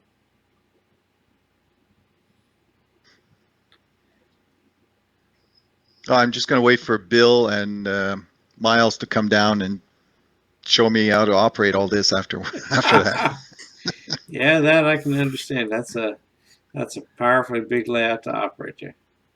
You know, I have to say, Lloyd, I'm seeing this layout built and, you know, hearing the background story of never being in the hobby and then 2 years into it, I seriously don't think you're going to have a hard time getting the operations down, you know, and stuff. I think it's going to come to you pretty easy. I think that what you've done here in 2 years is truly amazing. It really is. Some guys, you know, in the hobby who've been in the hobby for quite a number of years, you know, dream of a layout like that, and then, you know, want what they want when they want it really quick, and you've kind of put a little bit more thought, not a little bit more thought, I shouldn't say that because I don't want to, you know, sound that others haven't, but I think your approach to it was, you know, you put a lot of forethought into it, and you worked very well with Bill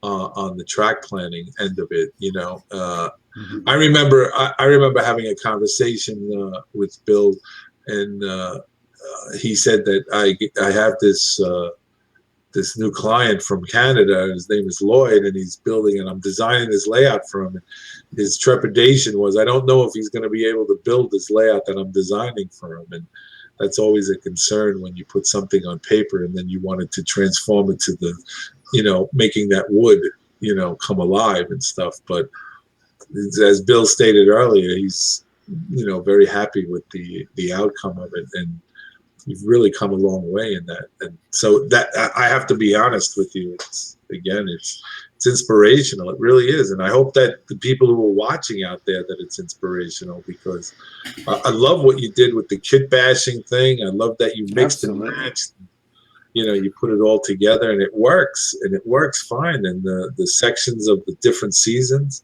Hey, Bill? Yes. I'm gonna recommend car cards and way bills. Do you want to talk to him about how many he's gonna have to write up? Oh, I don't have that many, but I tell you, I did over 120 something on 3 nights after dinner. It was like doing homework. Yeah, but I think it'd be a lot harder doing it in JMRI myself. I'm beginning to, as much as I love JMRI, I'm beginning to come around to the thought of car cards and everything, just because operations in JMRI is powerful yet highly complicated. Yeah, Eric just did that video last couple nights on using that waybill program, which is the same one I use, and I highly recommend that program there for making. I've been doing a test run with it, you know, like just playing with it, and I have to tell you that it's by far, I think it's foolproof and it's fun. What's the name of that program, Bill? It's called. Well, they make two different ones. I make my own car cards. The way bills are done. It's a company called Shinware.com. SHENWARE. Shinware.com. Okay. And the program is called Way Bills. Okay. I'll have to check that out. And just go look at Eric's video. He just put it out today, and he shows the cards and everything. Eric. IRRO. Oh, okay. That Eric Hall, I think. Eric with the sunglasses. Yes. Okay.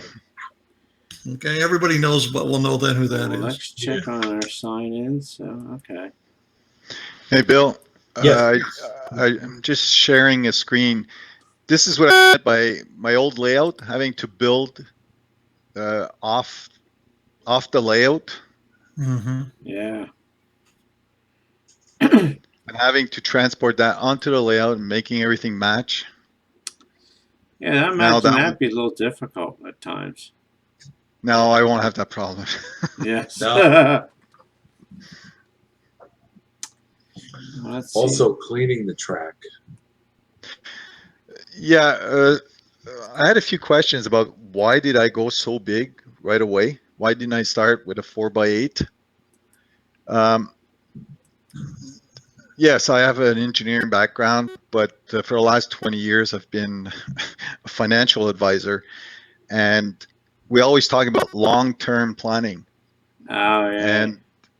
And like if I want to retire in 10 years from now, I want to be able to, like, I don't want to have to start over and over and over or add and having to tear down stuff to make everything fit.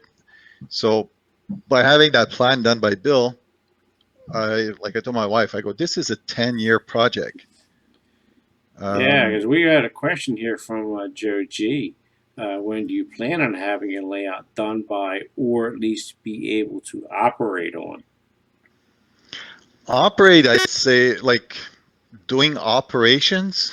Well, at least operating trains on it. Well, as soon as my last section is done and the wiring is done, so I'd say in about a year. Okay. Yeah, I'd say in about a year. Well, maybe 2. Lloyd, do you know how hard that is for people to comprehend? That someone would wait a year and a half or 2 years to run trains out there, and that's exactly what you should be doing. I mean, you're doing it exactly the way you should, but it's really hard for people to comprehend that. Well, I know. I mean, my wife has been asking me, like, when are you going to run trains? Like you've been buying locomotives and cars, and it's just sitting in boxes. So I said, okay, I'll take them out and just put them on the layout.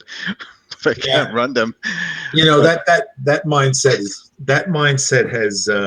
has permeated our thinking, even at our age. I mean, my age, I'm 61, because back in the early 60s, late 50s, early 60s, it wasn't until after the video age. Now everything is instant. Microwave instant, telephone, if you're out, cell phone instant. So everybody hurry up and let's get this done. When are we going to do it? And I think that the approach that you're taking, you just mentioned 10 years. Yeah. You said this is the forethought of 10 years because we're 56, 66. To be quite honest, if you said, well, I'll wait till I retire and I'll build my layout, who knows what in 10 years is 66 if your health is still, who knows that life has a way of, changing physically, mentally, spiritually, who knows? But now here you at least you have this and you move forward in increments and do, what you want. Yeah. Well, I got to say, I've got one worry, only one, is the day I decide to sell this house. What happens? Do I tear everything down to make it sellable, or tell the new buyer, well, this is what you're getting? So that's the worry I have. But that could be an upsell. It could be a downsell. It depends upon who your buyers are. Exactly. So I'll see in 10 years from now. Let's take a Look how much fun you're going to have for the next 10 years, though. Yeah, Yes. absolutely. I would worry. I'm more of a. I try to think in the present. I don't do a very good job of it, but just man, I think this is for right now for the purpose what you're doing. Don't 10 years. Who knows? Who knows what happens? You know. I mean, I'm loving every minute of it. It's been 2 Yes. years in the works. I go to bed, I think about it, and when I spend my 1 hour just relaxing, coming back from seeing clients, I'll just sit in front of my computer and go see some videos to see what's new. And the guy that you mentioned, Gate, the guy with the like winter, spring scene there. It's Mike Califalone. It's the Allagash. California. Yeah, it's Allagash. I mean, this guy was an inspiration on the looks. I mean, it's incredible some of the pictures he's got there when you see that little pile of snow and dead trees, not dead trees, but trees without leaves. I find that so beautiful. Right. And in a way, that's an inspiration. I got all his videos. Well, one of the things about his layout that a lot of people don't even, I think they don't even notice, at least I do because of what I do here. He probably has the least amount of trackage to scenery of anybody that I've seen there. And that's what really makes that layout look real is minimal amounts of trackage, lots of scenery. Which is something you taught me, where less is more. Less is more. Yep. And more is less, yeah. Because if you look at my first layout, man, there was so much tracks in there. But now, even though there's not that many tracks, I mean, it still looks full. Yes. Yeah. And shorter width. Yeah. Well, Bill, it looks like our entries have topped out. So whenever you are ready, my friend, we can go ahead and who did it top? How many did it top out at? 27.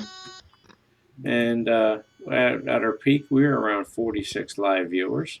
So that's 46. Yeah, that was a nice number tonight. We're still at 42 right now. Nice. So yeah, good show. Very interesting guests. So everybody hung around, called their buddies.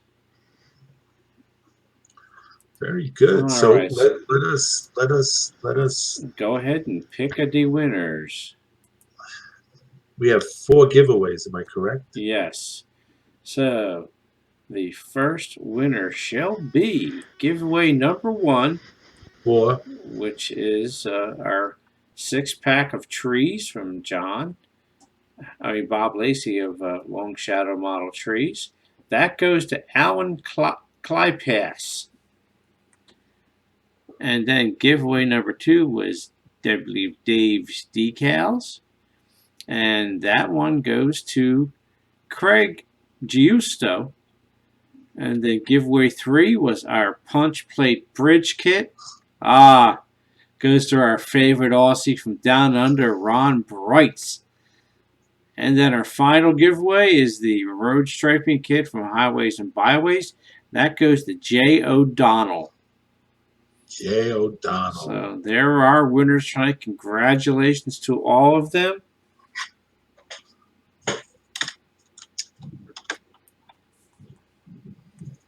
Well, folks, it was a very fun evening. Great tour through a great layout. Lloyd, have you any closing remarks you'd like to make before we finish? No. Okay. Besides asking questions, like don't take any chances. I mean, mistakes happen, but the more questions you ask, read a lot, and watch videos. That helped me so much. And being part of YouTube Model Railroaders, and I gotta say also, I've got the a forum I joined. I can't remember the name.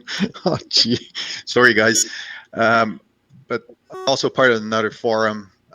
So because I got so many questions to ask, and there's one thing if I have not a vice, but like I always want answers right away. I need the answers right away, but I got to be more patient on that.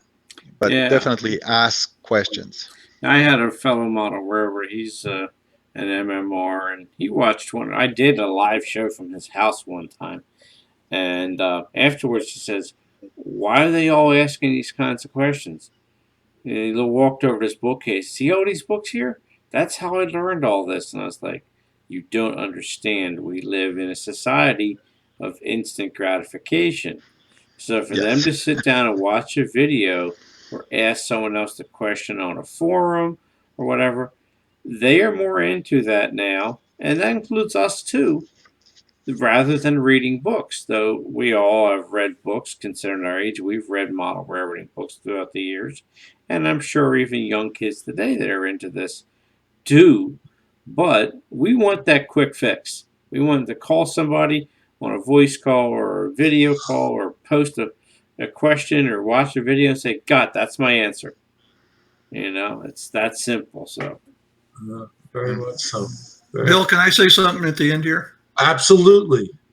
I just want to thank Lloyd for giving me at least the opportunity to design this for him, because for me, it's not all about the money. I know a lot of people think it might be about the money for you, but it's not. It's about getting people to enjoy this hobby and do the things what I think are the right way. And again, I just want to thank Lloyd for giving me the opportunity to design this for him. And it's just a blast to watch this thing being built. It's just incredible. Yes. And just for our viewers out there and people who are normal, guys who have been with us for quite a while, and some of the newbies guys out there that are there, when it comes to asking questions, I know that Bill Beranek, the track planner, is very open. Bill does this as a business, as a side business, but he's not adverse to having you, if you need questions answered or anything like that. He doesn't charge for that. He really doesn't. He truly gives of himself. And if you have any questions in regards to something that you need clarification, he'd be more than happy to answer them for you in depth. And he does that very well. And as you can see with Lloyd, he worked with them step by step, and with other people he's done. And with me, I can attest from me that I would think of the question and I'd look on my email, and the answer was like telepathic. It was like, it was like ESPN, like he had ESPN, and he knew what I was thinking before I even thought it. So that was good. Speaking of questions, here's one that says, Hi, Lloyd. It's from Modeler's Point. This is Amit from India. I had a question for you. You said you are using Insulfrog turnouts.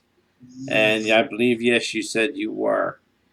And he says, do you plan to keep it that way, or would you paint the plastic frog with realistic steel color to match the color of the rail? Okay. What do you think, Lloyd? I wouldn't advise doing that because, one, the point on a Pico Insulfrog is really tiny, and the paint's just going to wear off anyway. So I wouldn't advise doing that. But it's got a good point. That would make it look like a pure metal frog. So something to consider. If anybody wants to see, I've got the video channel, the YouTube channel. Yeah. I've got a blog on Google blog, which is, I think, the same thing. Is that on on your Google Plus page? Yes, it is. Okay, that'd be under HawkesHOLayout as well, right? That's right. Okay. And for those that are on Facebook, Facebook, I also have HawkesHOLayout. Oh, it goes under the name John Pacheco. Nice. That's because I had HawkesHOLayout, and I got something telling me that I cannot use a company name or something like that, where I have to use my real name, and I went ahead and changed it, and since I already have my own web page, my own Facebook, I just picked 2 different names. So John Pacheco is really Lloyd for those. So Very nice. yeah, so I've got Facebook, a blog, and the video. Nice. But the Facebook and the blog are identical. I just copy and paste. Yeah. So it's for different people. Well, there you go. Well, we want to thank you, Lloyd, very much for being on the show. It was a pleasure and certainly very informative. Well, thank you for inviting me. Oh, no problem. Absolutely. No problem. And thank you, Mr. Beranek, Bill, for being on the show and having your insights and background on the thing and shedding some light on it. It's really great to have you, as always. Mm-hmm. You bet. And to my good friend Barry, thank you so much for being the technical director and the go-to guy. All right, my friend. By far. And to you people out there in the community, thank you so much for tuning in and watching us. And don't forget, the eMag has come out already on Craftsman. Fantastic issue. Fantastic. Ed Traxel is on the cover, and he has some articles in there. Bill Beranek also has written an article in there. And it's just a plethora of information out there. So, and we have the Tuesday night hangout and the Thursday night general hangout with our good friend John. And the Tuesday, we have one coming up. Or we had one previous, so we're not having another one until 29th, I think it is. 29th. Yeah. And, yeah, so that's what we're doing. Thank you so much, and congratulations to all the winners. And to everybody in the U.S., a happy, blessed Thanksgiving next week. Absolutely. Okay, and that's it from us at YouTube Model Builders Live. And thank you. We'll see you guys on the radio. Take care, everyone. Good night.